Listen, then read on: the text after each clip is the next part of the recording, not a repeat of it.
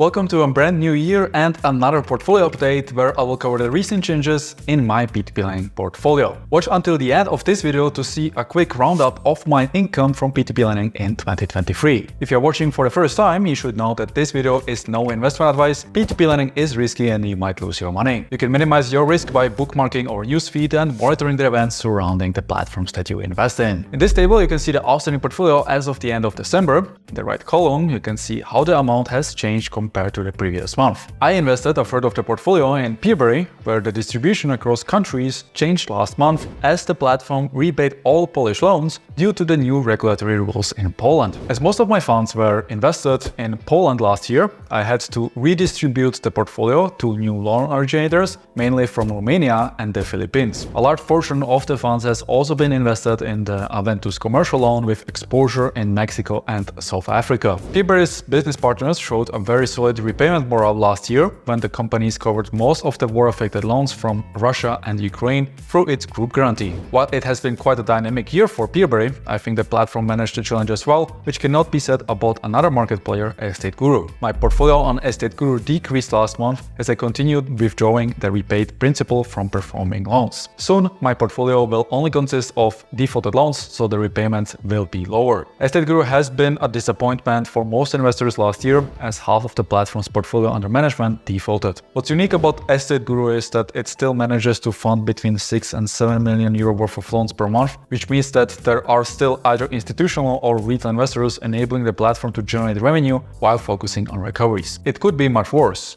If Estate Guru could not fund anything anymore due to the reputational damages caused by the platform's poor risk management, the chances that they would close shop would be much higher. I try to manage my expectations about the recoveries this year, but if you would like me to invite the CEO for an interview to discuss the current situation, let me know in the comments below and I will try to make it happen. My investment on Robocash also decreased last month due to the repayment of loans. The platform has been one of the most stable interest-generating companies in the industry, hence the demand from investors is much higher than the supply of loans, which has led to catwreck for most of the past year.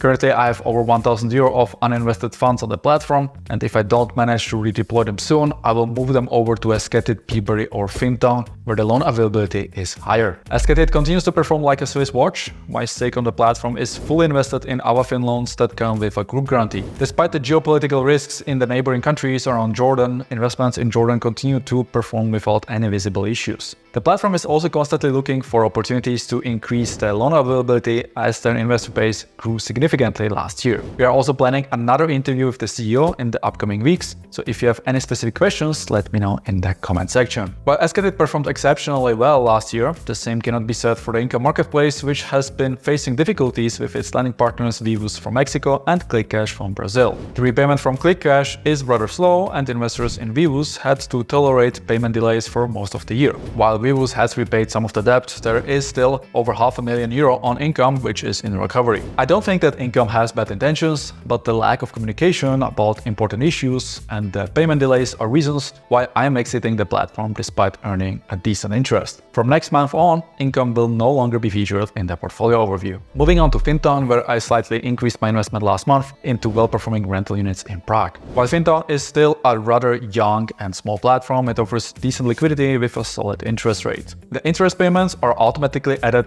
to my account monthly without any delays. Deposits and withdrawals work as expected, so there is not much to complain about. There are no third-party lenders on the platform, meaning I don't need to tolerate pending payments and payment delays like it's the norm on P2P lending marketplaces. Based on my discussion with the management last year, the platform reached its goals with plenty of projects in the pipeline for 2024. What's also been a success are my investments on Crowdpeer. The platform is managed by the team behind Pberry, meaning you get the same approach to risk management and the protection of investors' funds. While Crowdpeer offers investments in real estate-backed loans, the platform is not following an aggressive expansion plan, which can easily backfire as we have seen on other P2P lending sites. Several loans on Crowdpeer have been repaid already, boosting investors' confidence in Crowdpeer's risk management. I expect Crowdpeer to continue growing its portfolio this year with the same conservative approach. My stake on Lande decreased last month. Some loans have been repaid and I did not redeploy the funds, and there are mainly two reasons for that. One is the temporary hold on all transactions on the secondary market, which greatly decreases the liquidity. And another one is the categorization of late loans. I have several late loans with a delay of more than 90 days. By most platforms' terms, this would be a defaulted loan at this stage.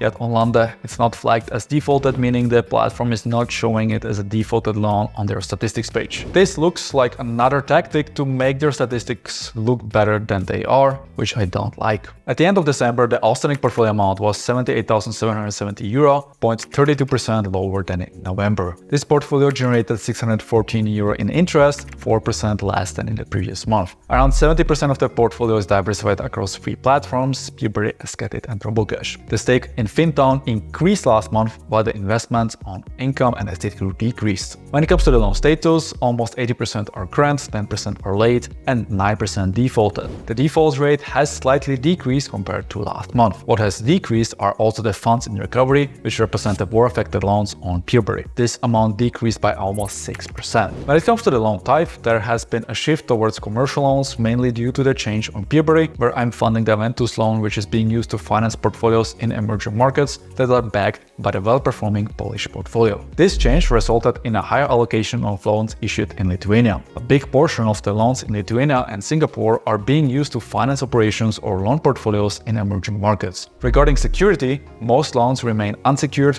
backed by a buyback and group guarantee. The rest is secured by a mortgage or machinery. To summarize this portfolio update, the average investment per loan in December was €119, and the weighted average interest rate slightly decreased to 11.01%. The portfolio is split across 661 loans in 14 countries. So that's been a quick review of my portfolio, but before we wrap up, let's give you a brief recap of last year's portfolio performance so you can get an idea of how a P2P lending portfolio can perform in the long run. The total interest income was €8,765, while maintaining a relatively stable outstanding portfolio amount. When looking at the defaulted portion of the portfolio, this amount decreased slightly over the past 12 months. The majority of the problematic portfolio belongs to Asset Group. We can also see a significant positive difference in funds in recovery from war-affected markets on Pberry. Last year, I started investing on 3 platforms and I exited Reinvest24, Bonster, and Income. None of the defaulted investments have been declared as bad debt yet, but personally, I don't think I will see the money from Reinvest24 again, where I had a leftover of €321 invested in Moldova. Despite challenging geopolitical events and few issues with specific companies, the portfolio generated an internal return rate of 9.73% last year, and the overall quality has improved over the past 12 months. If you want to see the internal return rate for specific platforms, have a look at our portfolio page on P2P Empire. It's worth noting that this portfolio has been in the making for the past 5 years. The performance would have looked